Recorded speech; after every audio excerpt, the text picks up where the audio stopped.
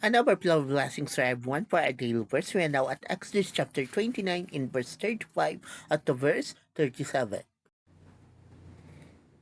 Repeat this ordination ceremony for Aaron and his son 7 days in a row, just as I have instructed you. Each day you must offer a bull as a sacrifice for sin, and as a way of purifying the altar in you. In addition, you must smear the altar with olive oils to make it completely holy. Do this for 7 days, and the altar will become so holy that anyone who touches it will become holy. So, this passage is about the instruction of the Lord pertaining to the ritual of ordination during their time for the ordination of the high priest. However, during their time, the high priest is Aaron.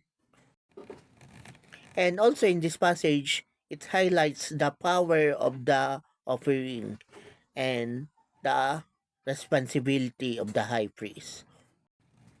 You see, during their time, they need to have sacrificial offerings such as animals and crops and other animals.